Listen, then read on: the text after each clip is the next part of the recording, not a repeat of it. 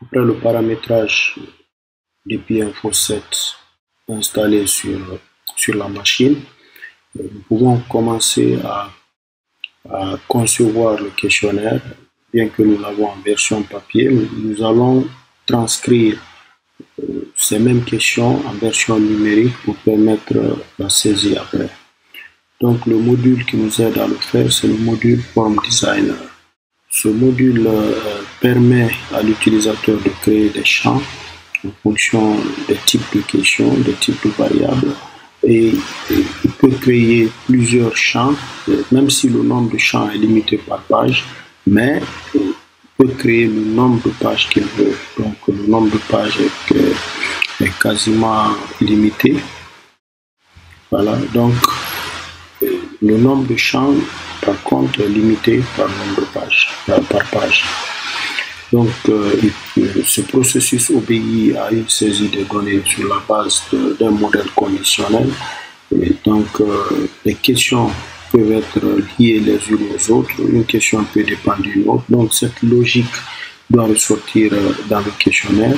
Et aussi, les données doivent être validées. Il y a un processus de validation qui peut être mis en place dans le masque de saisie qui va être exécuté pendant la saisie des données en arrière-plan. Et aussi, l'autre avantage, c'est quoi? Ce sont les calculs programmés entre deux dates, ou bien on peut utiliser une formule préétablie qu'on essaie de faire des calculs sans le faire sur le terrain pendant que nous sommes en train de faire l'enquête. Et l'outil qui nous aide à le faire, c'est l'outil Checkcode, qui est un outil du module Form Designer. Donc les questionnaires que nous allons concevoir peuvent être édités à tout moment et ces questionnaires peuvent être partagés à d'autres utilisateurs dans un contexte de multisaisie, par exemple, une étude multicentrique, ou bien des utilisateurs que nous allons payer pour la saisie, bien sûr après les avoir fait former.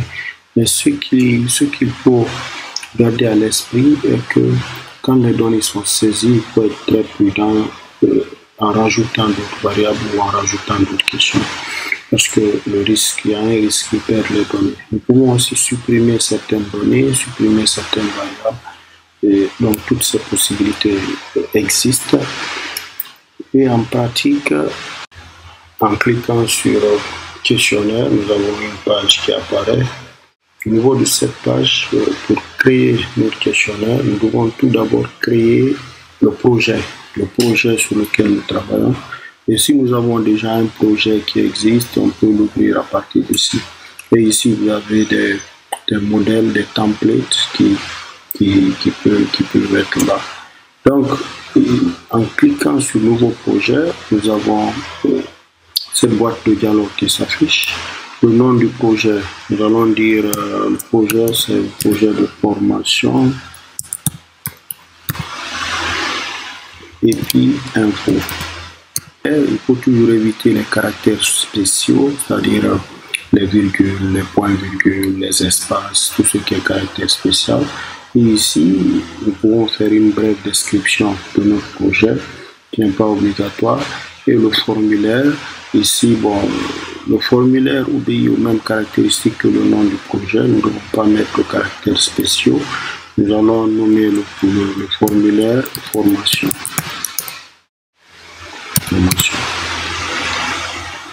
Donc, je vous rappelle que ce formulaire est disponible sur la plateforme. Vous avez la version Word que vous pouvez télécharger afin de commencer la conception du questionnaire dans EPInfo.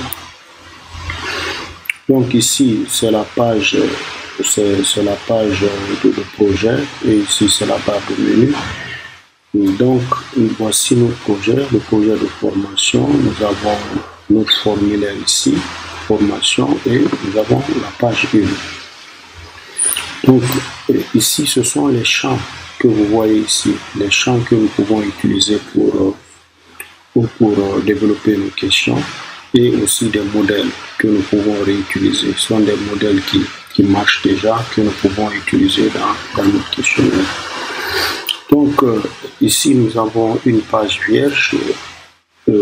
La chose à faire sur cette page, c'est de faire juste un clic droit. Les autres commandes ne marchent pas, les autres touches ne marchent pas, c'est juste un clic droit. Donc, quand vous faites le clic droit, ici, de vue, nous avons le nom du champ, groupe de champs, les onglets et la page checkcode. Nous allons revenir en détail sur tous ces points.